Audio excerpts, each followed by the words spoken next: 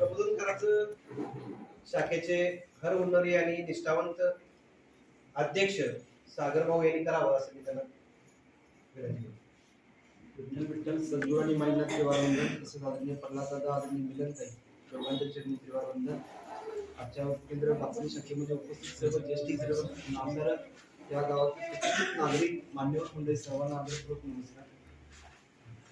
प्रथम क्षमा मागतो की थोडासा वेळ झालेला आहे, कारण माईचं त्या निरोप समारंभामध्ये त्यांना निमंत्रित करण्यात आल्यामुळे त्यांचं मनोगत व्यक्त करून ते त्या क्षणी तिथून बाहेर पडले. दरम्यानचा हा प्रवास ते बेडगवरून मिरज आणि मिरज ते कोल्हापूर आणि कोल्हापूर ते बाचणी अंतर थोडं जास्त होतं, त्यामुळे थोडासा वेळ झाला. त्याबद्दल त्यांच्या वतीने आणि शाखेच्या वतीने मी आपण सर्वांची माफी मागतो की थोडासा अर्धा सामान लेट झालेला. दादांचा परिचय करून द्यायचं म्हणजे खूप अभिमान आहे, खूप आनंद आहे की दोन जे सद्गुरूंनी सांगितलेलं आहे की तूच आहेस तुझ्या जीवनाचा शिल्पकार आणि उद्योग हाच खरा योग, हे दोन सद्गुरूंचे जे अमृत विचार आहेत ते स्वतःच्या जीवनात तंतोतंत त्यांनी त्याचं आचरण केलं किंवा आत्मसात केलं आणि त्या पद्धतीने त्यांनी त्याचा विस्तार केलेला आहे. त्याच्याही पलीकडे जाऊन सांगायचं झालं तर जीवनविद्येचे जे काही अभ्यास वर्ग चालतात त्या अभ्यास वर्गामध्ये पहाटे माझ्या माहितीप्रमाणे 4:30-5 वाजता आपल्या टाकोडेचा अभ्यास वर्ग होता. तिथं ते बेड करून यायचे, म्हणजे साधारण तो प्रवास म्हणजे 50-60 किलोमीटरपेक्षा जास्त असावा. पण प्रचंड इच्छाशक्ती, सद्गुरूंच्यावर प्रचंड निष्ठा, तत्वज्ञानाचा गाढा अभ्यास करण्याची आतूनच प्रचंड त्यांची प्रबळ इच्छाशक्ती, त्याद्वारे त्यांनी ते सगळं जीवनविद्येचे तत्वज्ञान आत्मसात केलं. त्याला अभ्यास वर्गाची खूप चांगली जोड त्यांनी दिली आणि पुढे हळूहळू उद्योगामध्ये सद्गुरूंनी सांगितलेल्या ज्ञानाच्या अधिष्ठानावर आणि आपला दैनंदिन त्यांच्या व्यवसायामध्ये ज्ञान घेण्याची त्यांची प्रचंड प्रबळ इच्छाशक्ती, त्यातून त्यांनी ते सगळं विस्तारलेलं आहे. खूप मोठा परिचय आहे, पण आनंदाचा आपला सर्वात जर का परिचय करून द्यायचं झालं तर ते जीवनविद्येच्या ज्ञानावर एक युवा नामधारक उद्योजक झाला, हे सगळ्यात मोठं आपल्या दृष्टीनं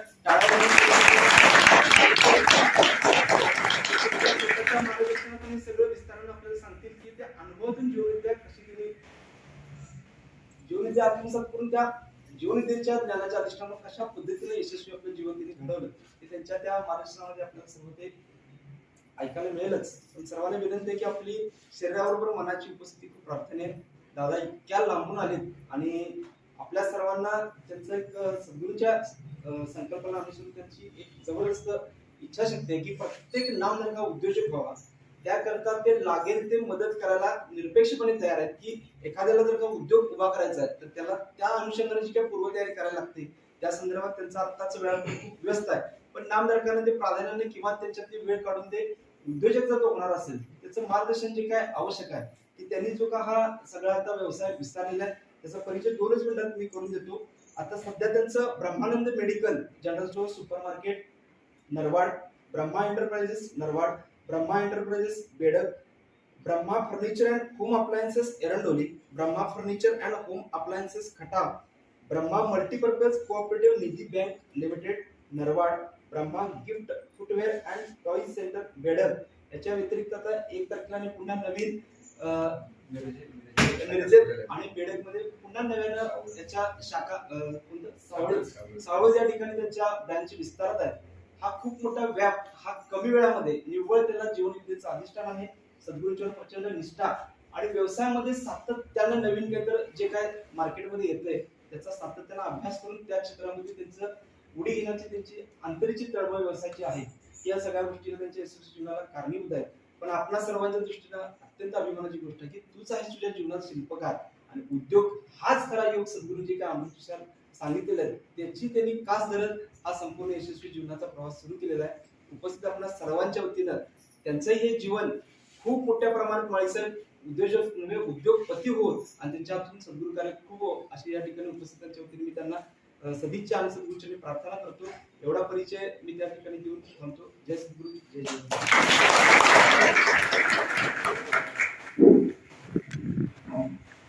आपण सर्वांनी बराच वेळ झाला वाट पाहत घेतलेला हा 1-2 मिनिटं सगळेजण उभा राहूया, कारण 1 तास उपासना केल्यानंतर काय होतंय ते म्हणजे आम्हाला माहिती आहे. तर तर महिला वर्ग सगळा बराच वेळ बसले सगळ्यांनी 2 मिनिटं उभारले ईश्वर प्रार्थना केली. ईश्वरा सर्वांना चांगली बुद्धी दे, आरोग्य दे, सर्वांना सुखात आनंदात ऐश्वर्यात ठेव, सर्वांचं भलं कर, कल्याण कर, रक्षण कर आणि तुझे गोड नाम मुखात कंठ राहू दे. महाराज की जय.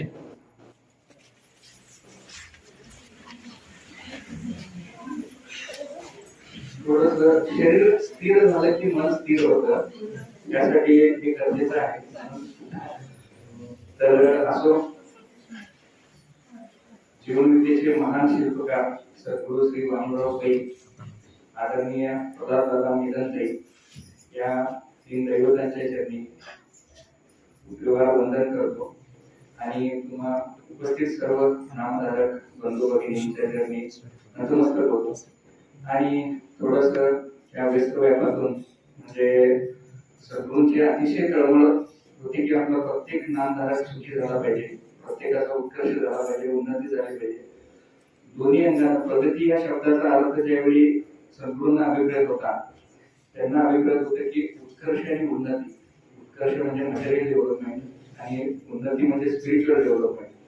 दोन्ही अंगाने प्रत्येक नामधारक हा टॉपला गेला पाहिजे, हे सद्गुरूंचं मनापासून तळमळ आणि इच्छा होती. सातत्याने ते 90 वर्ष हे जीवनविद्येचं तत्वज्ञान अनेक माध्यमातून त्यांनी जगाला देत राहिले. सद्गुरूंनी बघा 60 वर्षापूर्वी जीवनविद्या मांडली, आता मला वाटते 70 वर्ष तर होत आली. तर त्यावेळी मांडलेले सद्गुरूंचे सर्व सिद्धांत आजही तंतोतंत प्रत्येकाच्या जीवनात लागू आहेत. कारण सद्गुरूंनी सातत्यानं ऐन तारुण्यात सद्गुरूंना एकच प्रश्न पडायचा की जगात माणूस दुःखी काय. श्रीमंताची श्रीमंतीमुळे दुःख वेगळे आहेत, गरिबाची गरिबीमुळे वेगळे आहेत. तर ऐन तारुण्यात सद्गुरूंनी ह्या प्रश्नावर सखोल चिंतन सुरू केलं, गाढा अभ्यास सुरू केला आणि 5000 वर्षापासून सगळ्या ऋषीमुनींचं तत्वज्ञान, सगळ्या संतांची शिकवण, त्यांना जीवनात येणारे अनुभव आणि त्यावर त्यांनी खोल चिंतन करून एक ज्ञान आणि साधना निर्माण केली आणि त्याला समर्पक असं नाव दिलं जीवनविद्या, म्हणजे जीवन जगण्याची कला. तर माझ्या आयुष्यामध्ये हे सद्गुरूंचं ज्ञान अतिशय कमी वयात, म्हणजे साधारण बघा माझं थोडीशी पार्श्वभूमी मी तुम्हाला सांगतो की माझ्या घरगुती अडचणींमुळं मी मामाकडे शिकायला होतो. ह्या गावी माझं मूळ गाव ब्रह्मानंद तालुक्यातलं. आणि मामाची परिस्थिती अतिशय हलाखीची आणि त्या म्हणजे मला मोलमजुरी करून शिकायला लागायचं. कुठलाही एवढा मोठा व्यवसाय उद्योग उभा करण्याइतपत म्हणजे आमची कुठलीही परिस्थिती नव्हती. 12वी पर्यंत लाईट सुद्धा नव्हती आणि आम्ही दिव्यावर अभ्यास करायचो. आमच्या घरी सेलचा रेडिओ होता. आवाज होत असला तर आपण असंच बोलूया.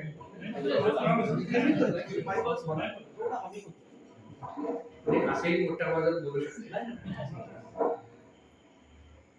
तर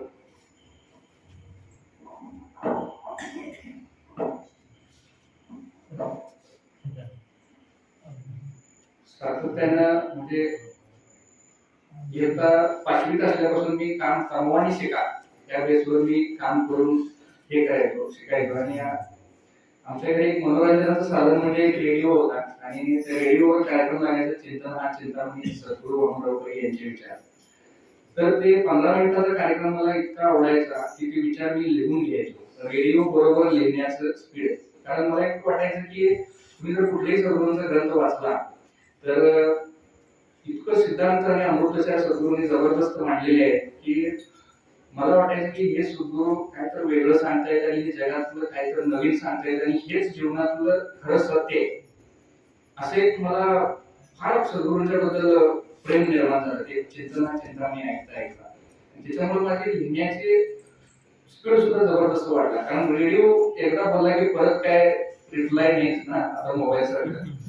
तर ते मी लिहून घ्यायचो आणि ज्या वेळी मी ते परत वाचायचो आणि त्या जीवनात म्हणजे त्या ज्ञानाचा इतका प्रचंड प्रभाव माझ्या जीवनावर झाला की सद्गुरूंचे ते सगळे सिद्धांत म्हणजे आमच्याही घरी तुमच्या आमच्या सर्वांच्या घरी जशा बऱ्याचशा अंधश्रद्धा असतात उपासना पाचवड करणे, मुहूर्त करणे, पण ह्या सगळ्या गोष्टी माझ्यापासून पूर्ण लांब गेल्या सद्गुरूंच्या ज्ञानात आणि आत्मशक्ती आणि आत्मबल जे म्हणतोय स्वतःमध्ये असलेली शक्ती, त्या ब्रह्मांडामध्ये जी एक प्रचंड शक्ती आणि ऊर्जा आहे ती तुमच्या आमच्या सर्वांच्यात आहे आणि तुम्ही अक्षरशः काहीही म्हणजे काहीही करू शकता, इतकं मोठं सामर्थ्य तुमच्यामध्येच आहे. ही आपल्यामध्ये असलेली शक्तीची ओळख सद्गुरूंच्या त्या ज्ञानामुळे झाली. सद्गुरूंना प्रत्यक्ष व्यवसाय चालू केल्यानंतर 2007 साली भेटलो. प्रत्यक्ष सद्गुरूंना आणि 5 वेळा सद्गुरूंना भेटलो, सद्गुरूंचा अनुभव घेतला.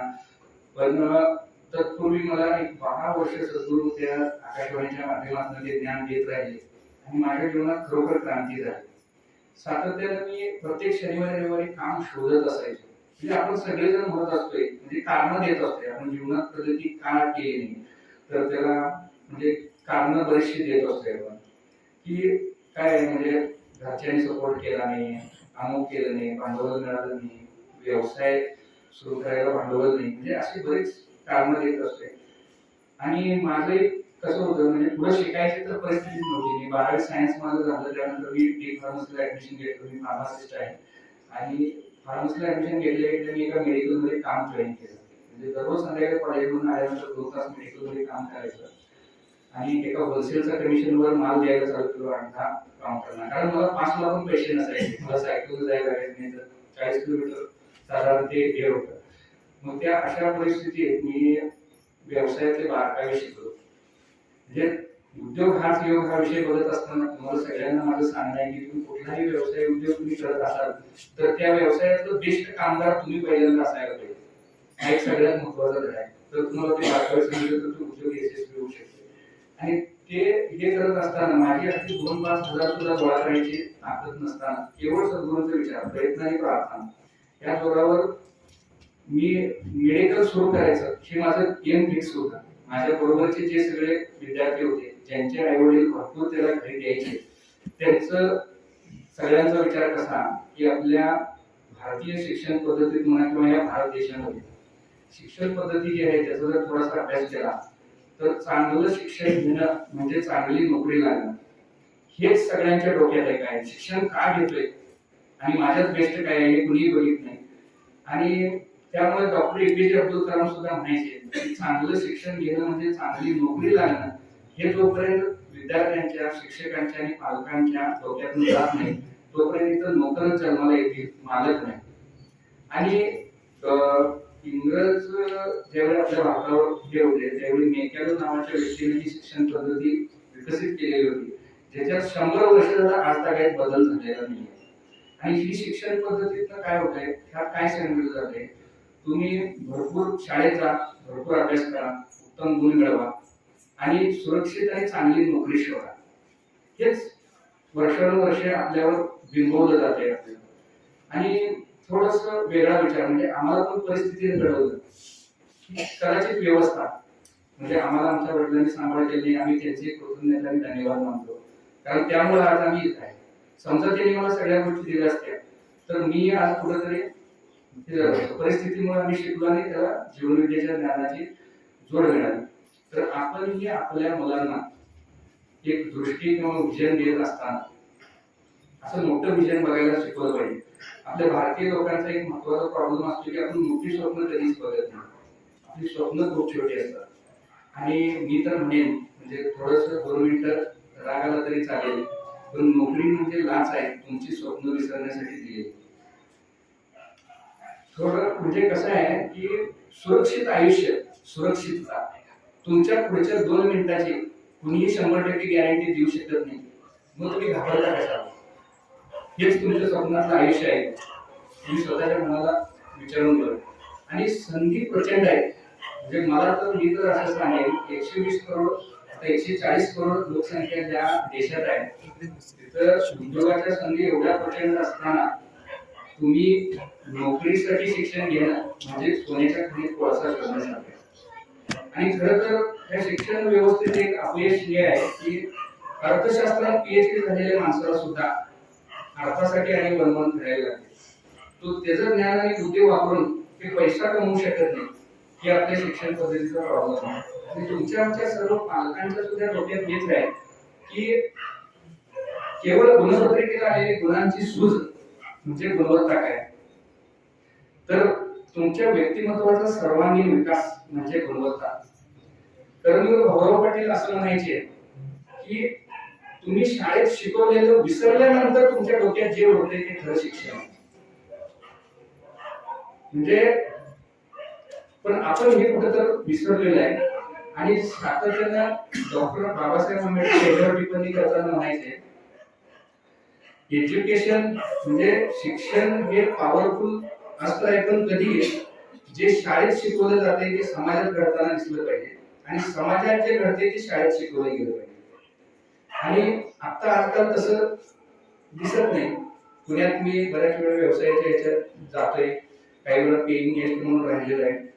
तर माझा अनुभव असा आहे की आता लहानपणापासून आपण शिकलेलो आहे बघा, आपली भारतीय संस्कृती मराठी संस्कृती आहे.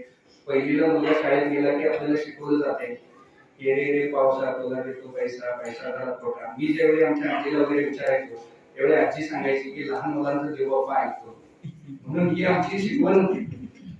आणि आताच कॉन्व्हेंट शाळेत पहिल्यांदा गेले शिकवलं जाते रेन रेन गोवावे, पावसा पावसा निघून जा.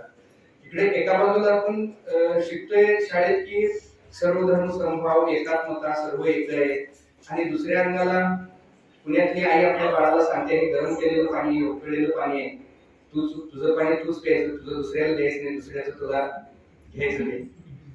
म्हणजे एक कॉन्ट्रास्ट एज्युकेशन सिस्टीम कुठेतरी डेव्हलप होते. आणि हे सगळ्यात मोठा समाजासमोरचा प्रश्न आहे की ज्याच्यावर चिंतन अजिबात केलं जात नाही. म्हणजे मला हे आढळलेलं सांगतो. आणि हे शालेय शिक्षण जे आपण घेतोय अकॅडमी शिक्षण घेऊन म्हणजे करिअरचं प्लॅनिंग करून करून डोक्याचं धीर झालं तरी आपली पोरं सुशिक्षित बेकार आहे. म्हणजे हे सगळ्यात महत्वाचा चिंतनाचा विषय आहे. आणि आपण त्याच्यामध्ये बेस्ट काय आहे ते शोधत नाही. छत्रपती शिवाजी महाराजांनी एवढ्या सगळ्या थोर महात्म्यांची परंपरा आपल्या महाराष्ट्राला लाभलेली आहे. तुम्हाला उदाहरण देऊन सांगेन की तुमच्या मुलामध्ये बेस्ट काय गुण आहे ते तुम्ही वेळीच ओळखला पाहिजे आणि त्याला त्याच स्कोप दिला पाहिजे. म्हणजे बघा आपल्याकडे एक ठरलेली पद्धत आहे, 10वी पास झाला की मुलाला सांगितलं जाते त्याला 90च्या वर मार्क आहे त्याला सायन्सला जायचं, जे 70-75% त्याला कॉमर्सला जायचं, 60% वाल्यांना आर्ट्सला जायचं, आणि जे 35% वाले ते ना आयटीआय करायचं.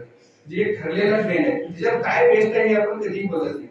आणि खरं तर तुम्हाला एक गमतीनं उदाहरण सांगतो की आई वडिलांनी मुलग्याला आईनं सांगितलेलं होतं आई वडिलांनी बाळा तुला इंजिनियर व्हायचं, 10वीला तुला 90% वर मार्क पाहिजे, 12वीला तुला चांगल्या इंजिनिअरिंग पाहिजे, प्रवेश मिळाला पाहिजे, 90%चा मार्क तुला वर मिळालं पाहिजे. पोरांना अभ्यास करून दुसरं काहीच केलं नाही. कधी शाळेत गॅदरिंग मध्ये भाग घेतला नाही, कधी कुठल्या मैदानी खेळात भाग घेतला नाही. पोरांना भरपूर अभ्यास केला आणि पोरग इंजिनियर झालं. आणि ते जवळच्या तुमच्या कोल्हापूरच्या जिल्हा परिषदेमध्ये एक अधिकारी म्हणून म्हणजे क्लार्क म्हणून जॉईन झाले. पण जे 70-75% वाला होता त्याने आपलं डिग्री केली, तिथून युपीएससी पास झालं आणि ते एमपीएससीच्या परीक्षेत पास होऊन तिथंच ते आयुक्त म्हणून त्याच कार्यालयात आलं.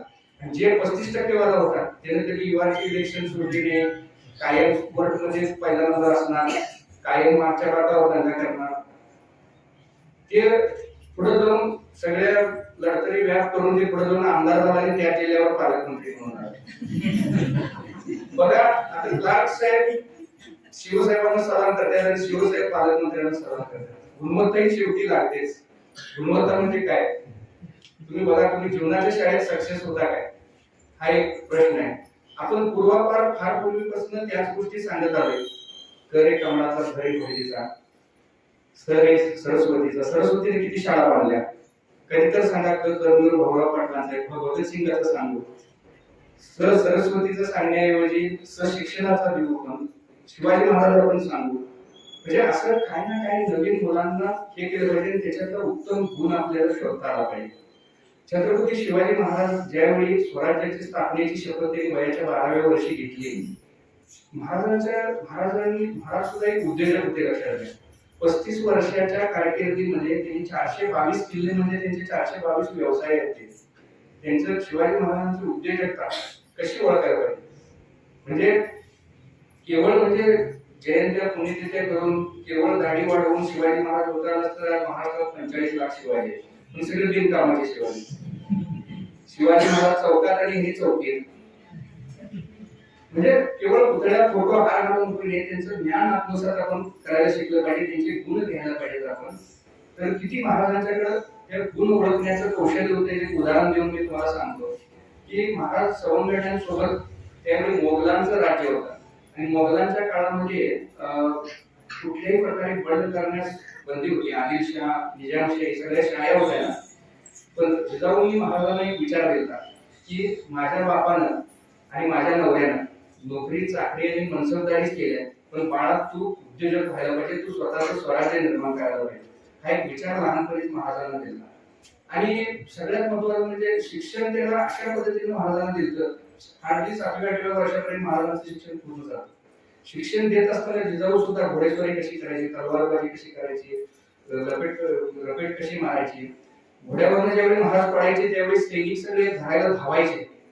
त्यावेळी जिजाऊ म्हणायच्या अजिबात कुणी हात लावायचे नाही माझ्या बाळाला, ते पडू द्या झडू द्या मगच त्याला कळणार आहे कसा पडलं जाते, हात कसा मोडते. कधी तर मुलाला तुम्ही चपाती भाकरी करायला शिकवा, मग त्याला कळलं तवा हात कसा मोडते. मुलांच्या सगळ्या लढाया आपणच शेवटपर्यंत लढत राहिलो तर जबाबदारी कधी देणार तुम्ही त्याला. हार्डली माणसाच्या मुलांच्या तरुणांच्या आयुष्यातला महत्वाचा उमेदीचा काळ जो शिकण्यात जातो. आणि आपली शिक्षण पद्धती म्हणजे एकेरी वाहतूक आहे. 30 वर्ष नुसता फी भरा, इन्कम कोणाला संस्थेला. तुमचं काय निसर्ग कधी निगेटिव्ह धंदा शिकवत नाही. लक्षात घ्या, तुम्ही एक जायचा जाण्याकरता 1000 जाण्याला गरज नाही. एक आंब्याची पै करायला 4000 आंब्याच्या. इकडे तुम्ही शिक्षण घ्या.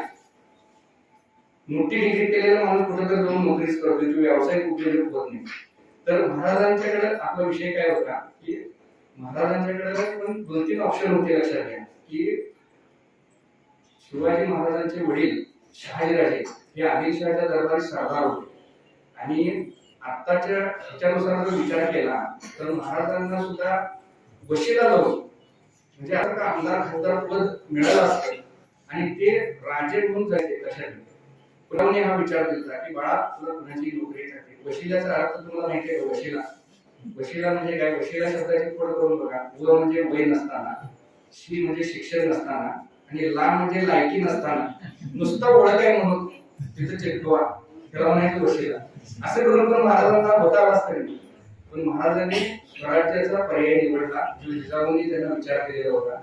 आणि त्यांनी ज्यावेळी त्यांचं शिक्षण पूर्ण होऊन 1000 गावांची पाटील पुणे, सुपे, बारामती या सगळ्या 1000 गावांची जाहीर शाही हे इथं आल्यानंतर स्वराज्याच्या सुरुवातीला आपल्याला 12 मावळमध्ये गोरगरीब रस्त्यांवरती आणि तांड्यांवरती महाराज फिरायचे गोरगरिबांचं दुःख समजून घ्यायला. आणि इथं आमच्याकडे कोणाला म्हटलं मी काय तर धंदा कर, उदर काय तर कर, तर ते म्हणते पटते मला सर अजून एक मी कशाला करू, आम्ही पाटील आहे ना, आम्ही देशमुख आहे, मी कशाला धंदा करू, मला फक्त नोकरीच बघा. नोकरीसाठी आम्ही आता आमचं सोशल सर्व्हिसेस म्हणून आहे, त्यामध्ये आम्ही जॉब घ्यायचं पण काम करतो. साधी कुठली नोकरी असली की 100 घेतात आणि उद्योगधंद्यासाठी चांगली माणसं मिळत नाही. कारण कष्ट करायची मानसिकताच कमी झाली. ती आई वडिलांनी पण बोलली कुठली तुम्ही आई वडील व्यवसाय जरी असाल तरी तुम्ही मुलांना आपल्या याच्यात इन्व्हॉल्व करून घेत नाही. सगळ्यात महत्वाचं तर मला सांगायचं काय आहे की महाराजांना हे गुण प्रत्येक व्यक्तीचं ओळखण्याचे जे कौशल्य होतं जिजाऊंनी फार लहानपणी महाराजांना दिलं. तर महाराज जंगलात सगळ्या सवंगड्यांना घेऊन विटी दांडू खेळायला सांगून जायचे आणि समोर मुलं उभं करायची. कोण आलं तर तू नुसता एक सिग्नल द्या तुम्ही आणि तलवारबाजी दांडपट्टा बंद करून परत विटी दांडू खेळायला चालू करू. कारण ते त्या सरदारला वगैरे कळू नये की आपण इकडे स्वतः नांदणी करावी असं एक महाराजांचं हे होतं. आणि त्यात त्यांनी कौशल्य कोणाचं आहे ते बघून ते ती कला ते शिकवत होते. तर स्वराज्याचे गुप्त हे बहिर्जी नाईक महाराजांना भेटायला आले, स्वराज्यात काय काम मिळेल काय. तर ते दरवाजाला आल्या म्हणजे ते 2 मुलंच बाहेर थांबले जंगलाच्या एंट्रीला आणि त्यांनी मोराचा आवाज काढला. मग महाराजांनी आत त्यांचं चालू होतं ते बंद केलं, ते परत विटी दांडू खेळायला चालू केले. महाराजांनी बहिर्जी भेटले आणि ते म्हणाले स्वराज्यात मी बहिर्जी, आपल्या स्वराज्यात मला काय काम मिळेल. महाराजांनी त्याच्याशी 5 मिनिटं चर्चा केली. त्यांना सांगितलं तो 2 दिवसांनी सांगतो. 2 दिवसांनी सांगतो म्हणजे बहिर्जी पाठमोरे वळले आणि एक 50-100 फूट गेल्यानंतर महाराजांना वळून बहिर्जी म्हणाले, राज, तुम्ही जी 2 पोरं बाहेर उभी केल्यात त्यांना मी सांगा ह्या सीझनला मोर वळत नसते. महाराजांनी लगेच त्यांच्याकडे गुण ओळखला आणि त्यांना स्वराज्याच्या दूतहेराचं काम दिलं, जे महाराजांच्या शेवटपर्यंत त्यांनी इमानीद्वारे निवडलं, म्हणजे निभावलं त्यांनी. म्हणजे तुम्ही गुण ओळखायला पाहिजे. खुर्ची मराठी पिक्चर आहे, ती पण बघितलंय का बाबा, मकरंद रानसपुरेचं खुर्ची सम्राट. काय पण करून त्याला खुर्चीच पाहिजे असते. ते मूल जन्माला आल्या आल्या ती खुर्चीत बसवल्यामुळे शांत बसत असते. पोलीस ड्रेस दुसरा ड्रेस कुठला घातला नाही, पांढरा ड्रेस घातला की ते शांत बसत असते. तुम्ही पिक्चर बघा. म्हणजे काय त्याच्यातला तो गुण आहे, लक्षात घ्या. तर ते गुण तुम्हाला ओळखता आला पाहिजे आणि त्याला तुम्हाला स्कोप देता आला पाहिजे, तर तुमचा सर्वांगीण विकास होते. असो तर अशा पद्धतीनं माझ्याही जीवनामध्ये सद्गुरूंच्या ज्ञानाचा म्हणजे स्पर्श झाला फार लवकर 8वी 9वी असताना ऐक काढण्यात. आणि मला सद्गुरूंचं ज्ञान ऐकता बरेचसे सद्गुरूंचे सिद्धांत, मला छोटस शांती सुखाचा राजमार्ग एक पुस्तक, मी 11वी सायन्सला ज्यावेळी मिरजला यायला चालू केलं तर मला एक पुस्तक मिळालं, शांती सुखाचा राजमार्ग. 5 रुपयाचा छोटासा ग्रंथ आहे. इतका सुंदर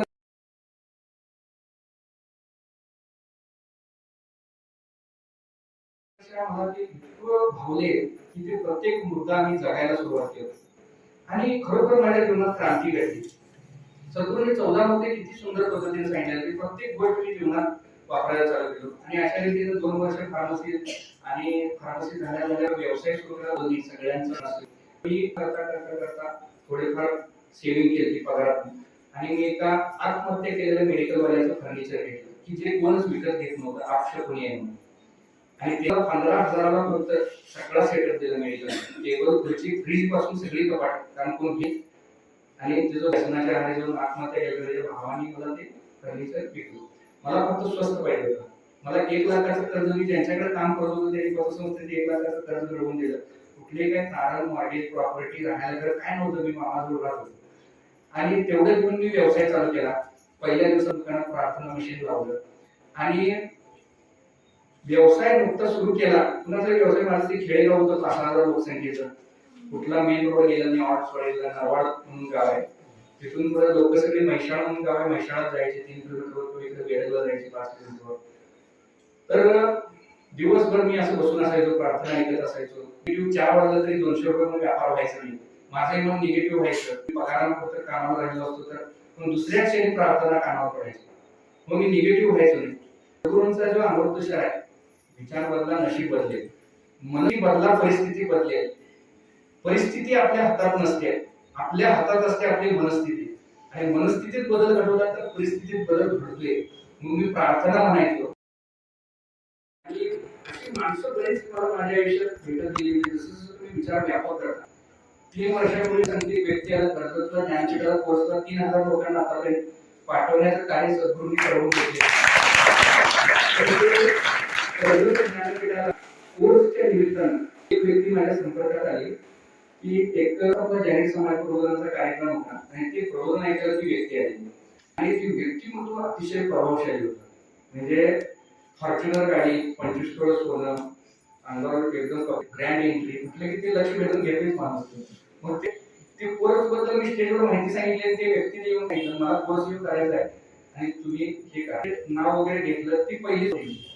आणि नंतर मी म्हणजे त्यांच्याशी संपर्क आला आणि कोर्सला त्यांच्यासोबत मी गेलो, त्यांच्यासोबत गेलो. त्यांचं 2 दिवस बारकाईने निरीक्षण केलं आणि ओळख चांगली वाढवली. एक 5,000 लोकसंख्येच्या गावामध्ये त्यांनी 2.5 कोटीचा बंगला बांधलेला होता. आणि त्यांच्या घरी जेवढे गेलो असे कपाट, तर त्यात सगळे म्हणजे ग्रंथ सगळे होते, म्हणजे हजारो पुस्तकं होती. तर मनी आकर्षणाचं रहस्य याच्या बाबतीत 50 पुस्तकं होती. त्यांचे वेगवेगळे 8 ते 10 व्यवसाय होते. आणि सातत्याने ते मला काय म्हणायचे की माझं रोज 1 लाख रुपये इन्कम आहे. म्हणजे आपण कुणीही इथं बसलेल्यापैकी आतापर्यंत विचार केलाय की माझं 1 लाख रुपये रोज इन्कम असेल असा विचार तर करतोय. पण सद्गुरूंची व्यवस्था अशी, त्या व्यक्तीच्या सानिध्यात आम्ही राहून आम्ही पण विचार करायला लागतो की आमचं रोज 1 लाख इन्कम आहे. आणि 2023ला माझं रोज 1 लाख इन्कम होणारच आहे. संगतीचं फार महत्व आहे. त्या व्यक्तीच्या सानिध्यात आल्यानंतर त्यांनी 100च्या वर ट्रेनरचं ट्रेनिंग केलं होतं. पुस्तक आठवड्याला ती व्यक्ती 3 वाजता त्यांचं नॉलेज प्रचंड होतं. सगळ्या संप्रदायातले सगळे कोर्सेस त्यांनी केलेलं होतं. म्हणजे मनन आश्रम केलेला होता, म्हणजे बरंच नॉलेज प्रचंड होती. बोलायला चालू केली की आणि जे स्वतःच्या सामर्थ्याची जाणीव तर त्यांना झालेली होती. ते काय म्हणायचे, आता आपल्या बोर्ड लागलेले असते, चलो सिंगापूर, चलो मलेशिया, चलो थायलंड किंवा इकडे अमेरिका जावा आणि कमवा. ते काय म्हणायचे, तिकडे कशाला जायला पाहिजे, तर बसलेल्या ठिकाणी मी सिंगापूर निर्माण करतो. असं जे सामर्थ्य प्रत्येकात आहे, तुम्हाला दुबळे मानाल तुम्ही दुबळे व्हाल, तुम्ही स्वतःला बलशाली मानाल तुम्ही बलशाली व्हाल. म्हणजे हा निसर्गात देवाला कुणालाही काय ईश्वराने ह्या कमी जास्त काय दिलेलंच नाही. सगळ्यांना विचारशक्ती, शक्ती, भावना शक्ती, सगळ्या प्रकारची शक्ती सगळ्यांना देऊन पाठवलेली आहे. आपण ते ओळखतो कसं आहे, ते वापरतो कसं, ह्याच्यावर प्रगती किंवा अधोगती. आणि विचारचं सामर्थ्य प्रचंड आहे. नकात सुद्धा निगेटिव्हिटी नसायला पाहिजे, नकात सुद्धा निगेटिव्हिटी नसायला पाहिजे. मग कुठं गेला तर कोणतं विचारते चहा पेणार आहे, आपण नको नको नको नको कशाला कशाला म्हणायचं. तुम्हाला चहा प्यायचा असेल पटकन घेऊया म्हणायचं, प्यायचं नसेल नक्की परत येईल म्हणायचं. पण नको नको कशाला कशाला म्हणायचंच नाही. निगेटिव्ह शब्दच नको, जर तर परंतु नकोच. हे काम मी करावे, हे असंच होणार आहे असं ज्यावेळी तुम्ही तीव्र करता. बघा सद्गुरू काय म्हणतात, मानवी शरीर एक विस्मय रसायनशाळा आहे. वेगवेगळ्या रासायनिक प्रक्रिया सतत चालू असतात आणि जसं तुमचं विचार तसंच त्या विचारांना गती मिळते आणि तुमची प्रगती किंवा अधोगती ही तुमच्याच अंतर्मनावर ठरलेली असते. आणि तुम्हाला एक उदाहरण म्हणून सांगतो, म्हणजे सोपं तुम्हाला हे कसं काम कसं करायचं. आणि आपण न कळत विचार करतो, आपण सुख पाहिजे असं म्हणतोय पण चिंतन सुखाचं करत नाही. बरं तुम्ही प्रत्येक जण तुम्ही 60,000 करता, जे घडून गेले त्या पैकी गोष्टींचं चिंतन आणि पुढे मागे याचे चिंतन. वर्तमानात आपण जगतच नाही म्हणून सद्गुरूंनी प्रार्थना सांगितली. आणि एक सुंदर उदाहरण देतो, म्हणजे तुमच्या लक्षात येईल विचार जीवनात किती पॉवरफुली काम करतात. आता बघा, एक आता महिला मंडळी इथं बरंच उपस्थित आहे, तर संध्याकाळ 4:30च्या दरम्यान जेवण बनवलेलं असते, सगळे घरातले जेवण करतात, 2 तास छानपैकी मालिका बसल्या आणि 10-10:30ला झोपायच्या वेळी गेल्यानंतर ते उन्हाळ्याचे दिवस असतात आणि माठ ठेवलेलं असते. माठ, त्या माठामध्ये मातीचं मडकं असते आणि त्यामध्ये पाणी संपले, पाणी घ्यायचंय म्हणून ती बोर चालू करते, पाणी भरून घ्यायचं म्हणून ती माठ हे करायला जाते. त्यामध्ये 5 झुरळं पडले. मग ती लगेच 2 मोठ्यांना, हो या एकदा, काय बघा हे झुरळं पडलेलं पाणी सगळ्यांनी पिलं. मग सगळ्यांनी ऐकल्या काय चालू होते, सगळ्यांना मळमळायला चालू होते. बरं मला काय म्हणायचं आहे, जोपर्यंत त्यांना ही गोष्ट माहिती नव्हती तोपर्यंत काय झालेलं नाही कुणाला. मग हे सामर्थ्य कशाचं आहे, विचारांचं सामर्थ्य. सद्गुरू सातत्याने काय म्हणायचे, तुमच्या मनात येणाऱ्या विचारांचा जर विचार नसला तर ते विचार मात्र तुमचा विचार असेल आणि जसं तुमचं विचार तसंच जीवन घडत किंवा बिघडत असते. म्हणून विचार करताना सावध राहील. माझ्या डोक्यात आणि विचारच कसं राहील. आणि सातत्य प्रार्थना म्हणजे काय आहे की साधू संतांनी सगळ्या एवढं अनेक हजारो नामस्मरण महत्व सगळ्यांनी सांगितलं. माणसाच्या जीवनात स्वरूपाची प्राप्ती घ्यायची आहे किंवा तुम्हाला जीवनादर्शन करायचं आहे, नामस्मरण आहे. सगळ्या संप्रदायामध्ये नामच सांगितलेलं आहे. तुम्ही कुठल्या एखादा मुस्लिम दिवसातून वेळा नामाज आहे म्हणजे याचा अर्थ काही नामच आहे. ख्रिश्चन प्रार्थना सांगितलेली आहे ते नामस्मरणच आहे. अनेक एवढ्या सगळ्या प्रार्थना प्रत्येक संप्रदायामध्ये प्रार्थना सांगितलेली आहे, कारण 5,000 वर्षापासूनच संत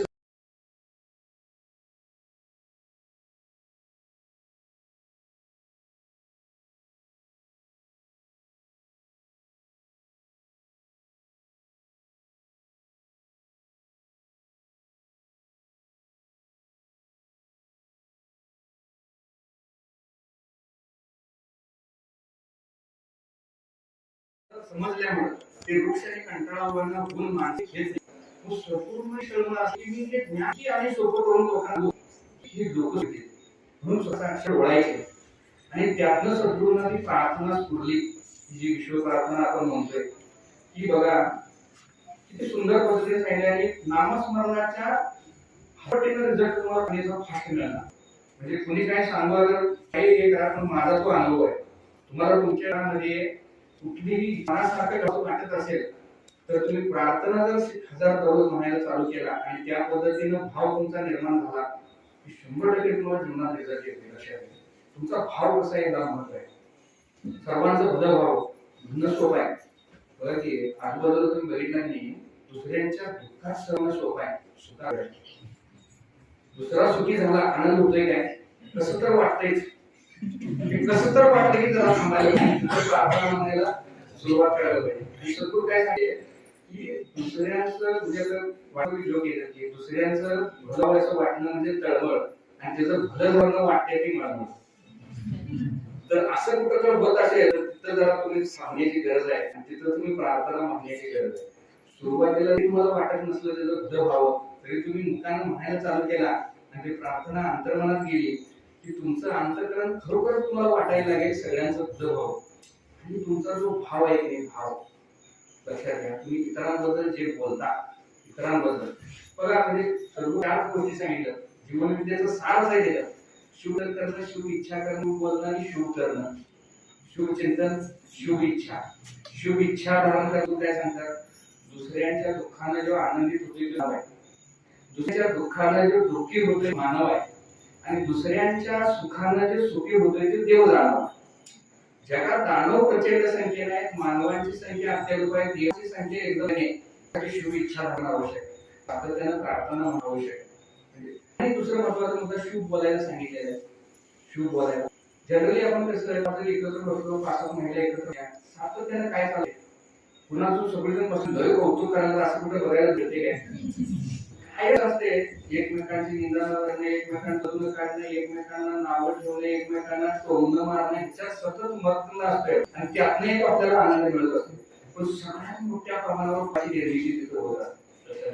आणि कसं आहे की तुम्ही इतर जो भाव बाळगता तो तुमचा भाव असतो की तुमची किंमत असते. हे भाग असं जेव्हा तुम्ही बोलता तेव्हा तुमची किंमत आहे हे पुढे समजत असते. हे सगळ्यात महत्वाचा मुद्दा तुम्ही लक्षात घ्या. माणसाची वाणी त्याच्या मनाची शुद्धता किंवा कलुषितता दर्शवत असते. आता सागर बद्दल मला 2 लोक माझ्यासमोर त्याच्या अनुपस्थितीत सांगायला असा आहे तसा आहे किंवा मी ऐकून घेणार. मी काय विचार करणार? माझा तर असा नाही मी एवढ्या वेळा याच्या संपर्कात येतो पण गुण मला दिसला नाही आहे सांगणारच पाहिजे. किंमत झाली. आपण दुसऱ्यांची निंदानालस्ती करताना उन्हातून काढताना किंवा नावं ठेवताना किंवा एकमेकांचे हे करण्यात व्यर्थ वेळ ज्यावेळी घालवता त्यावेळी तुम्ही सगळ्यात नुकसान हे तुमचंच करणार. ह्यांचं विचार उच्चाराने करणार ह्यांना जे मिळणार आहे ते मिळणारच आहे जीवनात. लक्षात घ्या प्रत्येकाचं. तुम्ही त्याच्याबद्दल वाईट चिंतन केला. रासायनिक प्रक्रिया विस्मयकारक रसायनशास्त्र विसरायचं नियम. रासायनिक प्रक्रिया जी शरीरात चालू आहे ती काय प्रक्रिया चालू होणार आहे? हानी कुणाची करणार? सगळ्यात पहिल्यांदा जर मेल्याचं वाटोळं होऊ दे असं होऊ दे बायका हात असून चांगले करू तर ते कसं आहे ना तळ हातात असून असं जे तळपट होऊन शाप देते तेवढ्या पोटतिडकीनं जर तुम्ही म्हटला सर्वांचं बरं व्हावं सर्वांचं असं हात असून मानून बघायचं तुमचं बरं झाल्याशिवाय राहणार नाही. म्हणजे आणि हे सहजासहजी जमत नाही बरं काय. म्हणजे तुम्हाला खरं सांगतो हे एवढं सोपी गोष्ट नाही आहे. वनपतीचा साधना करणारा आणि ह्याचा माणूस असला तरी पण ह्या लेवलला पोहोचणं म्हणजे खऱ्या अर्थानं ही उन्नती म्हणजे सच्चिदानंद स्वरूपाला जगाला सगळं ज्ञान सांगावं. आणि तुमच्याच माझं मेडिकल स्टोअरचा व्यवसाय होता.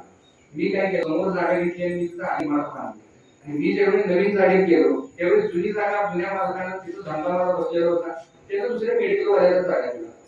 मग माझा विचार त्याच्याप्रती काय असायला पाहिजे? सद्गुरूंचं ज्ञान आम्हाला कळलं त्याचं दुकान लवकर सुरू व्हावं त्याला काय अडचण येऊ नये म्हणून मी त्याला युक्ती मदत करत होतो. ड्रग इन्स्पेक्टर इन्स्पेक्शनला आल्यावर देखील त्याला आश्चर्य वाटलं की सगळेजण शेजारी लोकांनी म्हणतात माझा धंदा आता जाणार म्हणून त्याचं कसं भलं पाहिजे हे सातत्याने विचार करताय. तुम्ही तर राहू वेगळं तुम्हीच माझ्या लागायला कसं आहे त्याचा काय प्रश्न आहे म्हणतात. म्हणजे कसं आहे पैसा आकर्षणाचे रहस्य माझे युट्यूब चॅनल आहे त्याच्यावर मी 7 भाग सांगितले. त्यातले एक महत्वाचं रहस्य आहे तुम्ही ज्यावेळी दुसऱ्या माणसाला पैसा मिळू नये असा विचार करता त्यावेळी नको हा विचार तुम्ही तुमच्या मनाला सांगत असता. पैसा आणि ती व्यक्ती ह्याच्यामध्ये येऊन तुम्ही उभा राहता आणि पैसा तुमच्याकडे येत होत नाही. आणि ह्या निसर्गाची एवढी विपुलता आहे सगळ्यांना सगळ्यांनी भरपूर प्रमाणात मिळावं अशी निसर्गात व्यवस्था आहे. म्हणजे तुम्हाला बाबा येते माहिती काय त्याचा तुम्ही अभ्यास करायला पाहिजे. तुम्ही बारकाईने जरा सद्गुरूंनी सुद्धा सगळे निसर्ग नियम सांगितले. निसर्गाचं तुम्ही बाहेर निरीक्षण केला की प्रचंड प्रमाणात उधळण चाललेली आहे. तुम्ही निसर्गाकडे म्हटला मला एक जंगल तयार करून पाहिजे निसर्ग काय म्हणणार, एक बी दे किंवा जंगल तयार करून. तुम्हाला कुठल्या तर कारणाने तुम्ही त्रस्त आहे काय, म्हणजे उदाहरणार्थ की तुम्हाला डोळ्यांचा प्रॉब्लेम आहे काय, कुणाला तर चष्मा घेऊन द्या. तुम्हाला गुडघेदुखीचा प्रॉब्लेम आहे, कुणाला तर काठी घेऊन द्या. भरपूर शिव्या पाहिजे असतील, एक शिवी घेऊन बघा. म्हणजे काय, जे काय पाहिजे असं वाटते ते थोड्या प्रमाणात पहिला तुम्ही द्यायला शिकलं पाहिजे. दादा पण सांगतात प्रवचन, द्या हे शब्दातच या हा शब्द आहे. जर आधी या द्या द्या म्हणजेच द्या. तर पैशाच्या बाबतीत हा नियम काय सांगतोय, अगदीच काय तुम्ही भान असलं पाहिजे नाही. पण आता ह्याने मला भेटले, माझ्या दृष्टीनं ह्यांचं इन्कम वाढवण्यासाठी मी काय यांना ज्ञान देऊ शकतो किंवा ह्यांना पैसे येण्याच्या मी काय मदत करू शकते, यांच्याकडे पैसा प्रवाहित व्हावा म्हणून. तर असा जर तुम्ही नुसता विचार जरी करायला लागला आणि थोडं जरी द्यायला लागला तर तुमच्या जीवनाचा प्रवाह वाढलेला दिसेल. हा माझा अनुभव आहे. हे जे मी सांगते माझे सगळे अनुभव सांगते की त्याचा तुम्हाला उपयोग व्हावा. आणि निसर्गात विपुलता आहे, जे उदाहरण सांगतो. एक गाव आहे, त्या गावात एक कुठं पाण्याची टाकी बसवलेली आहे. त्या टाकीतनं सगळ्या घरात पाणी पुरवठा झालेला आहे आणि सगळ्या घरात पाणी चाललंय आणि तुमच्याच घरात पाणी येणं झालंय. ह्याचा अर्थ त्या टाकीतलं पाणी संपले असं आहे काय, तर तुमच्या घराकडे जी पाईपलाईन आलेली आहे त्यात काय तर खडे आले म्हणून तुम्ही पाणी येणार. तुमच्या आजूबाजूला पैसा धो वाहताना दिसायला लागलाय, तुमच्याकडे मात्र ठिपका लागलाय. ह्याचा अर्थ या ब्रह्मांडात काय कमतरता आहे काय, प्रॉब्लेम तुमच्याकडे आहे. तूच आहे तुझ्या जीवनाची. तुम्ही हा सिद्धांत लावून बघायला पाहिजे. म्हणजे साधारण भावाबाईचं भांडण जरी झालं तरी आपण असं आत्मपरीक्षण करायला पाहिजे की माझं काय चुकलं. म्हणजे आता बायको जरी माझं काय झालं तर तिचं चुकलं असेल तर मी म्हणून माझं चुकलं आणि माझं चुकलं पण मग तुम्ही माझं चुकलं. मग आधी आत्मपरीक्षण करायचं काय चुकलं. म्हणजे तुमच्या लक्षात येते काय, तूच आहे तुझ्या जीवनात शिकवणार. माझ्या बाबतीत घटनांनी प्रसंग घडल्या म्हटल्यावर ना माझं कुठं तर काय तर चुकलंय असं ज्यावेळी तुम्ही जीवनाकडे बघायला चालू करतात त्यावेळी जीवन फार सोपं होतं. आणि जीवनात अनेक वेळा धक्के बसत असतात, धक्के. आणि तो प्रत्येक धक्का तुमच्याशी बोलत असतो, पण तुम्हाला त्याच्याकडे बघता आलं पाहिजे. तो धक्का होत असतो नाही काय, मला वाटतं तू हे यातनं शिकावं, मला वाटतं तू हे यातनं शिकावं. आणि जे शिकतात ते प्रगती चालू लागतात, म्हणजे तक्रार करतात. म्हणजे तो बाद आहे, हे बाद आहे. आणि एका बळावाच्या कार्यक्रमामध्ये सांगितलं जातं, एखाद्या काय कारण नसताना तुम्हाला थोडी जरी मागे तरी तुम्ही तिथं आंदोलन करायला पाहिजे की त्याच्या रूपात ती व्यवस्था आहे तुम्हाला काय तर जागा करण्याची. काय तर चुकलंय म्हणजे तुम्हाला मी सांगताय, मला एक महत्वाचं वाक्य सांगतो, तुम्ही सगळ्यांनी लक्ष ठेवू द्या की तू करत असलेला प्रत्येक वाईट विचार, ते बोलत असलेला प्रत्येक वाईट शब्द आणि तुम्ही केलेलं प्रत्येक वाईट कर्म हे तुमच्यावरच वाघासारखं धडकलेलं टाकून बसलेलं आहे. आणि हेही सत्य आहे की तुम्ही केलेला प्रत्येक चांगला आणि शुभ विचार, तुम्ही बोला प्रत्येक चांगला शब्द आणि तुम्ही केलेलं प्रत्येक सत्कर्म हे हजारो आणि देवदूतांचे शरण तुमच्या पाठीशी उभं आहे. हे जे तुम्ही म्हणजे प्रत्येक शब्द तोंडातून बाहेर पडणारा माझा हेच आहे. व्यक्तिमत्व सगळ्यांना हवं असं वाटणार आहे. घरात बाप आला म्हणजे हिटलर आला असं पोरं म्हणायला नाही पाहिजे. माझं व्यक्तिमत्व हे सगळ्यांना हवं असं वाटणार आहे, मी सगळ्यांना आवडेल. म्हणजे इकडनं जाऊया म्हणत असतं ते अँटीना करत असतो. आपलं जसं विचार तशा वातावरण करत असतो. बघा ठरवूनच भेटते. तुम्ही एक शेतात जरी बैलाची नाकाला तर तंबाखू खायची इच्छा झाली तर तीव्र इच्छा झाली की 10 मिनिटात त्याला तंबाखू खाणार कोणतं भेटतोय. तुम्ही बघा म्हणजे प्रमाण व्यवस्था करून देते. आता व्यसनी माणसाला बघा तुम्ही गावात आजूबाजूला व्यसनी माणसं असते त्यांची इन्कम काहीच नसते, खरं त्यांना दारू काही पडत नाही. तुम्ही बारकाईत हे करून बघा, कारण त्यांची तीव्र इच्छाशक्ती एवढी असते नाही ती अँटीना लावूनच करतात. दारू दारू नवीन गावात जरी गेलं तरी त्यांना भकाय लागत नाही, त्यांची सवय आहे बरोबर त्याला ते भेटतातच. मग जसं तुम्ही चांगला विचार केला तरी तुम्हाला ते मिळणारच की. म्हणजे मला काय सांगायचं आहे, तुम्ही एक तुमचं इन्कम हे तुमच्याकडे 5 लोकांची संगत कोण आहे ह्याच्यावर एक 5 दारुड्यांच्या 6 महिने राहिला 6 दारुड फिक्स होणार. एक 5 नालायक लोकांच्या संख्येमध्ये रोज उठ बस केला 6 नालायक तुम्ही असले 5 रोज 1 लाख मिळवणाऱ्यांच्या संख्येत राहून बघा 1 लाख इन्कम तुमचं असते. माझे 5 मित्र गेले वर्षाने रोज 1 लाख इन्कम करणारे. आम्ही कायम तो बसतो त्यांच्याकडे ट्रेनिंगला जातो, त्यांच्यासोबत सगळ्या त्यांच्या आलिशान गाड्या असतात. म्हणजे बघा तुमची जरी परिस्थिती नुसता फिरा तुमचं फिलिंग बघा कसं, तुमचं विचार थिंकिंग प्रोसेस बदलत्या आणि ती गोष्ट थोड्याच दिवसात तुमच्याकडे आकर्षित जाते. हे रहस्य रॉन्डापर्यंत एक पुस्तक आहे. 2019 ला त्या माणसाला भेटल्यापासून मी सगळी पुस्तकं विकत घेऊन वाचायला चालू. माझ्याकडे आज देखील 1,00,000 रुपयाची पुस्तक आहे आणि रोज 50 पानं वाचल्याशिवाय मी झोपत नाही. किती पण वाचायला जाऊ 50 पानं वाचायचं, नुसता वाचायचं नाही, त्याचे नोट्स पण काढायचे. त्यानं तुमचं महत्व प्रभावशाली बनत जाणार आहे आणि तुम्हाला तुमचं आयुष्य वाढवायचं तर तुम्हाला तुमचं लिंक वाढवायला पाहिजे. लर्निंग शिवाय अर्निंग नाही. रोज नवीन गोष्टी शिकली पाहिजे आणि तुम्ही करत असलेल्या कामाला प्रार्थनेची जोड आहे. म्हणजे सद्गुरू काय म्हणायचे, उद्योग हा योग आहे. कुठं तर जाऊन डोंगरावर बसलाय, तपश्चर्या केलाय, त्याचा तुम्हाला जगाला बी उपयोग नाही, कुणालाच नाही, त्याला योगी तुम्ही म्हणा. सद्गुरू काय म्हणायचे, उद्योग हा योग आहे, त्याला अनेकांचं पोट चालते. म्हणजे बघा, योगाला आपण काय की योगामध्ये काय केलं जाते, मनाची यात्रा सांगली जाते. सद्गुरू काय म्हणायचे, तुम्ही ज्यावेळी त्या वाट्याला आलेलं काम आवडीनं, जोडीनं, प्रेमानं लावून आणि तल्लीन होऊन ज्यावेळी करता, तिथंही तुमच्या मनाची एकाग्रता साधली जाते. तिथंही तुमचं मन हे सच्चिदानंद स्वरूपाला स्पर्श करत असल्यामुळे तिथं तुम्हाला फार आनंद मिळतच असते. मन एकाग्र झालेलं आणि तिथं योग साधला जातो. मग जे हा योग साधत नाही, काम टाळाटाळ करण्याचा प्रयत्न करतात किंवा तोंड वाकडं करून किंवा आणि काय ते करून सतत मनात असं कचरा विचार घेऊन जे लोक काम करतात त्यांच्यामध्ये योग आहे. आणि तुम्ही विचार करून बघा, सातत्याने तुम्ही काय विचार करता. डोक्यानं अनेक वेळा रिकाम असतात. म्हणजे महिला मंडळ तर सकाळी उठल्यापासून धुणं धुताना, भाजताना बरीच अशी करताना ते डोक्यानं रिकामच असतं. आणि सारखं मग ते विचार काय करून असले तर सासू असं बोलले, तसं बोलले, तिचं असं बोलले, म्हणून जर विचार केले तर ते विचारच असतात. त्याच्याऐवजी तुम्ही प्रार्थना म्हणजे कसं आहे, आनंदी जीवनाचं रहस्य काय आहे, तुम्ही लक्षात घ्या की विचार हे जीवनाचं सार आहे. म्हणून जीवनाचं सार प्रार्थना सांगितलं. तुम्ही चांगलं केलं पाहिजे. बघा, माझा चांगला अनुभव सांगतो तुम्हाला, त्याचा उपयोग सगळ्यांना फार होईल. आमच्यात एक कोर्सला आलेली व्यक्ती होती, एक पाचंगे म्हणून एक फॅमिली होती. तर विषय काय झाला बघा, आता जनरली तुम्ही पण तुमच्या आजूबाजूला बघत असाल की मुलं आई वडिलांना सांभाळत नाही. एखाद्या वडिलांना त्या कुटुंबाला फार त्रास दिला असेल तर त्याचं मागे सगळेजण हाल करतात, मला ठेवतात, असं तुम्ही बघितलं असेल. पण आमच्या इथे कोर्स करून आलेली फॅमिली होती, तर त्यांचंही वडील म्हणजे इतकं तरकट स्वभावाचे होते, त्यांनी आयुष्यात कधी त्यांच्या कुटुंबाला सुख दिलं नाही. त्यांना सगळ्या प्रकारची व्यसनं होती, सगळ्या प्रकारची व्यसनं होती. कायम 3री 4थीला असल्यापासून ते सतत घरात शिव्या द्यायचे, अशा ह्याच्यातनं ती मुलं मोठी झाली. आणि कमी वयात 8वी 9वीतनं शाळा शिकून ते व्यवसाय करायला लागले. पानाचा व्यवसाय आहे त्यांचा. आणि तुम्हाला गंमत सांगायचं की त्यांचं त्यावेळी हे त्यांना निसर्ग नियमाप्रमाणे शिक्षण झाली थोडंसं, आणि त्यांचं पायाला एक जखम झाली, त्याचा पाय इथनं काढायला झाला आणि ते साधारण एक 4 अंतरुणावर त्यांना सगळ्या घरच्या कुटुंबाला सेवा करावी लागली.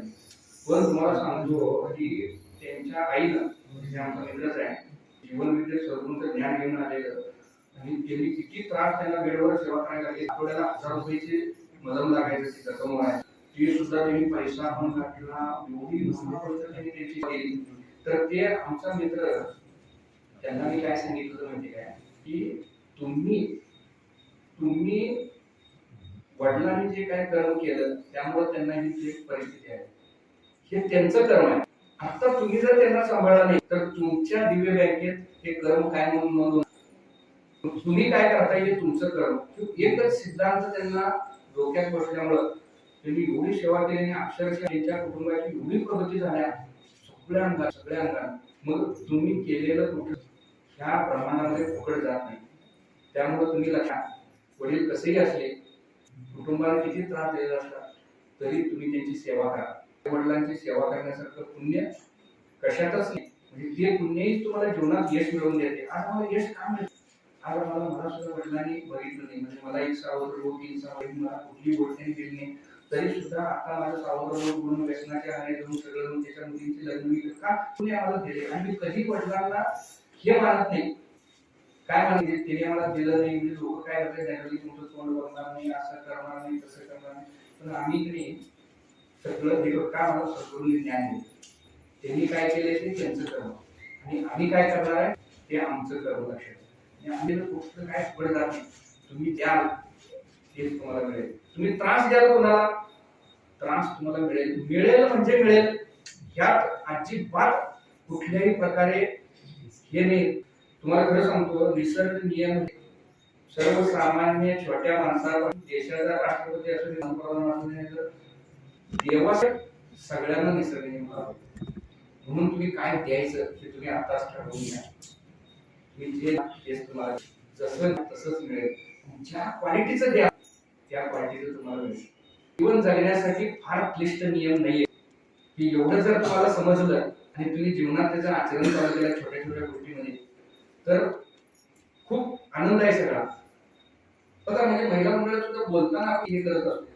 आता बघा महिला मंडळांसाठी एक गोष्ट की सुनेनं सासूचा छळ करू नये. म्हणजे बघा कसं असतंय सासू जेवायला बसलेली आहे तिथे शेजारी तुमचं लहान मुलं एक बसलेलं आहे. दोघांसमोर ताट वाढून दिलेलं आहे आणि सून म्हणाल्या काय म्हणाल्या छळ कसा असतो याचं एक उदाहरण सांग. सून काय म्हणाले गीळ गीळ उगटचं गीळ हे कोणाला असेल. हा बघा तुम्हाला बरोबर माहिती आहे. मग हे असं म्हणजे चार गोष्टी सुनेला चार गोष्टी सासू पाळल्या तर आनंदच आहे हो. मग लई लुडबुड आपण न करता प्रार्थना म्हणून सत्संग वगैरे करत असं राहिलं तर त्यांचं त्यांना जगू द्यायचं. आपल्याकडे असं होतं आमच्याकडे तसं होतं तू एवढेच चोळी घालतेस आणि हे करते. हे सगळं लई इंटरफरन्स त्याच्यात आपण करू नये. जीवनविद्येत अनेक उदाहरण अनेक प्रबोधन करायला सांगितलं तुम्ही चांगलं बोला चांगलं बोला. एक सुनबाई जीवनविद्येची होती. मी उदाहरण करायचे तुम्हाला सांगितलं असेल. नवीनच लग्न झालेलं होतं आणि तिच्याकडे सद्गुरूंचं सगळं ज्ञान होतं आणि ती बाजारात गेली. तोपर्यंत शेजारीने एक आली आणि भेटली तिला. म्हणाली अगं तुझं अजून आताच लग्न झालं लगेच तुला बाजारात पाठवलंय सासू ना. ती सून काय म्हणली अहो आमच्या सुद्धा एवढ्या चांगले हे नुसता घरात नेऊन ठेवायचा सगळं तेच करतात असं म्हटल्या खेळतो आपण तिथं सोडली बाजारात आणि पहिला सासूला जाऊन टाकली. सासूला म्हणाली अगं काय आता आहे की नाही आताच लग्न झाले लगेच तिला डोक्यावर चढवायलाच काय सुनाला आणि सगळं ती बाजारात अवकाश सगळं घरात तूच काढल्यास. आता तर तुझं आराम करायचे पळायला निवांत राहिलेला. मग सगळं विचार केली ही घरात आल्यापासून मी केलो नाही. ती माझ्याबद्दल करून चांगलं सांगायला आता जरा निदान बसून तर काय करायला लागले. मग बघा ह्यात पुढे येते सांगा. मग तुम्ही असं घरात तुम्ही सांगायचं असते. आता जेवणात मीठ सासऱ्यानं कसं सांगितलं पाहिजे सुनबाई स्वयंपाक करावा तर तूनच खूप सुंदर स्वयंपाक फक्त आणि थोडं मीठ यात घातलं नाही एकदम अंते मामांचे म्हणणं लगेच आणले. आणि जर ते सासऱ्यानं असं म्हटलं तर काय तुझ्या आईवडील शिकवलंय काय असं केल्या तसंच केल्या ते काय मला थेरड कवा मारते. मग मला काय म्हणायचंय दोन प्रकारे मला कुठली गोष्ट सांगता येते. म्हणजे ज्या घरात दोन बायकांचं पडते ते घर आनंदी होते. की प्रार्थना आपण जगत असताना की महत्वाचं लक्षात पाहिजे दोन बायकांमध्ये पण. मग त्याच बरोबर नवरा बायको सुद्धा ज्या घरात हे आहे ते घर होते. प्रार्थना म्हणत असताना हे करत असताना जगात प्रत्येक माणूस वेगळा आहे. गुण दोष सगळ्यांच्यात आहे. जगात असा एक बी माणूस मिळणार नाही जो परफेक्ट आहे. कुणी असं म्हणू शकत मी परफेक्ट आहे.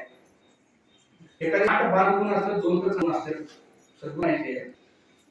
दोष बघून नुसता काव करणारे डोळे धुण्यापेक्षा गुण पाहणारे राजमहोत्सव पाहणारे. मग तुम्ही कसं आहे प्रत्येकाला कसं आहे आपण स्वीकारलेलं असते. नवरा असो बायको असो लग्न करायच्या अगोदर ते फार सुंदर हे ते नुसता गुणच असतात.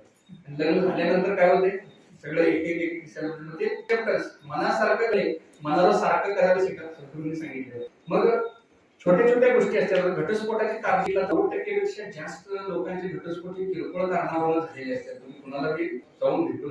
आमचे जीवनविद्या मिशन मध्ये नामदार वकीलच आहेत. तर ते असे तडजोड प्रत्येक यांच्यावर जास्त प्रयत्नात असतात. ते तर ते सातत्यानं प्रयत्न करत असतात की सगळे एकमेकाबद्दल तेव्हा म्हटले की सगळे जर हे कोण लिहिणार त्याने पान भरून नवरा बी पण बायकोचं दोष लिहिणार बाई नवऱ्याचं पान भरून आणि गुण लिहा मग ते सगळी लग्न झालं त्यावेळेस दिवस आठवा मग त्यावेळी तुम्ही कुठं फिरायला गेला त्यावेळी तुम्ही काय काय गुण बघितला तेव्हा मग ते आठवून लिहायला म्हणजे तुमच्या लक्षात येते की संसारात सुद्धा किरकोळ गोष्टी आता नवरा कामावर चाललेला आहे आणि थोडस किरकोळ कारणावरून काहीतरी भांडण झालेलं आहे भांडण झाले नवराकडे तेवढ्यापुरतं विसरून लगेच कामावर निघून जातोय ते दिवस कामाच्या व्यापात करतोय मी सकाळी भांडलो होतो पण बायकोच्या मात्र काय डोक्यात जात नाही ती काय करते दिवसभर प्लॅनिंग कर दिवस संध्याकाळी आल्यावर ह्याला उभा काय आणि संध्याकाळी आला की चहाचा कप भरून ठेवला ते विचारणार तुला मला नको आहे नंतर थोड्या वेळाने जेवण वाढून जेवण वाढून देणार ते म्हणणार का जेवली का मला भूक नाही म्हणणार झालं बघा सगळं ते नवरा बिचारा कसा बसा जेवते दोघेही झोपायला जातात तिचं तोंड इकडं तिचं तोंड तो 10 मिनिटाला विचारते का झोपली का ती म्हणते बोलायचंच नाही तास 2 कडे गेला मग ती विचारते का झोपला काय ती तर गाड झोपूनच गेली मग झोप म्हणजे झोप केलाय नाही सकाळी 10 वाजता सुरू झालेलं भांडण पहाटे 4 पर्यंत चाललेलं आहे ताण किती वाढणार म्हणून गुण घ्या इगो बाजूला ठेवा स्वतःचा अहंकार एक जण पण घ्या स्वतःचा अहंकार चेपा आणि दुसऱ्याचा जपा म्हणजे मला काय सांगायचं आता नवराच्या भांडणानंतर आत्महत्या झाल्याचं टायमिंग बघितलं रात्री 2 ते 4 का आपण सोडून देत नाही सगळं काय माहितीये काय धरून ठेवायचं आणि काय सोडायचं एवढं जरी तुम्हाला कळलं तरी जीवन आनंदी परमेश्वर एक जरी तुम्हाला कळला तरी जीवनात आनंद आहे एक समस्या तुम्हाला परमेश्वराच्या अज्ञानामुळे आहे तुम्ही फार सुंदर पद्धतीने सांगितलं वेळ खूप कमी मला वाटतं खूप वेळ झालेला आहे मलाच कळलं नाही किती वेळ गेला की जे सिद्धांत माझ्या जीवनात अत्यंत प्रभावशाली होते असे काही सिद्धांत मी सांगतो आणि आपण आजच्या त्याचा समारोप करूया की सद्गुरू काय म्हणायचे की परमेश्वर सगळ्यात पहिल्यांदा मला 8वी 9वी असताना कळला आणि माझ्या जीवनामध्ये प्रचंड क्रांती माझं कुठलंही काम करताना मी आज काय कुठल्या भटजीकडे गेलो नाही स्वामीकडे गेलो विषय विचारायला गेलो नाही काय नाही काम माणसं होण्यासाठी तिथे होतच लग्नात सुद्धा आमच्या लग्नाच्या वेळेला कुठल्या आम्ही काय बघितल्या नाही काय नाही उलट आमच्या आईला तिकडच्या कुठल्या बघितल्या आणि त्यांनी सांगितलं यांचा अमुक दोष आहे यांना मलबाडा होणार आमचे ते लग्न मोडायचं आहे मला तरी आणि काय तर करून पहिल्यांदाच मी सेटिंग बायको बोलत असल्यामुळे ते लग्न तुटलं नाही तर नाही आम्ही दोघं सेटिंग करून गव्यामध्ये तयार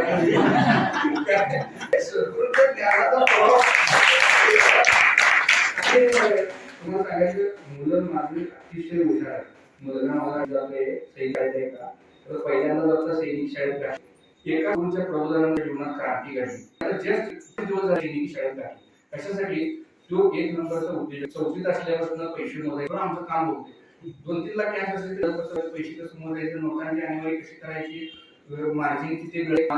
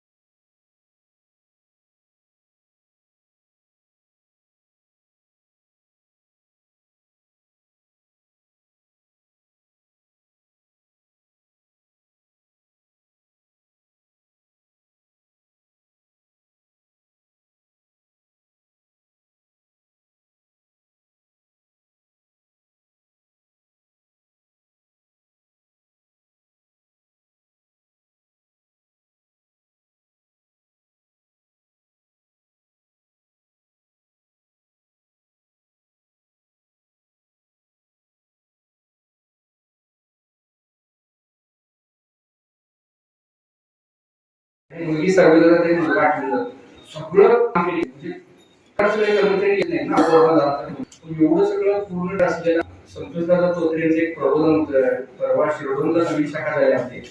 तिथं संतोषदादांनी फार सुंदर महत्व सांगितलं पुस्तक वाचनाचं. आणि तो आता 8वीला आहे. मी तर दररोज रात्री पुस्तक बघायला पण त्याला एवढा इंटरेस्ट नव्हता.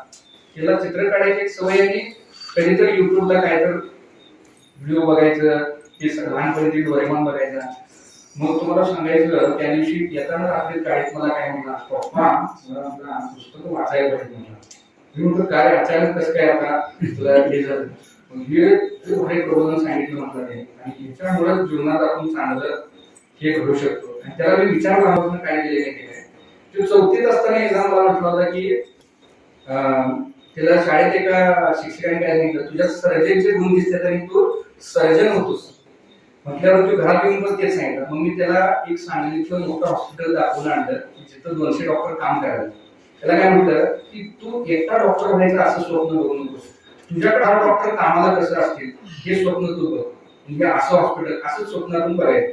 जर स्वप्न दाखवताना घेऊन दाखव. कधी तर तुम्ही मुलांना असं काय म्हणतो भ्रमंती हा श्रीमंतीकडे नेणारा राजमार्ग आहे. तुम्ही जितका प्रवास कराल तितकाच त्याचा प्रवास कराल. त्याला मी 6वी-7वीला असल्यापासून माझ्या सोबत घेऊन जातो. कुठं अडचणीचं काम आहे तिथं सोबत घेऊन जायचं. काय जे अडचण आले तिथं सोबत घेऊन जायचं.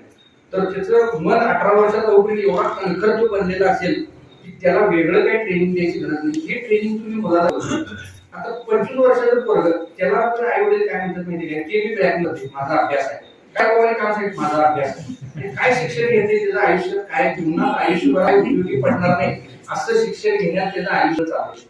तुम्ही फक्त तिथं जरा विचार करून सावध व्हायला पाहिजे. वेळी जबाबदाऱ्या त्याला द्यायला पाहिजे. त्याची जाणीव त्याला व्हायला पाहिजे. कर्मवानी शिका ह्या बेसवर. आमच्या मिसेस मध्ये तुम्ही कधी सगळे घेता विवेक गुण आहे. माझा पोरगा पहिला 40 रुपयाची ट्रामॅक्स पेन घेऊन गेला आणि पहिल्या दिवशी हरवून आला.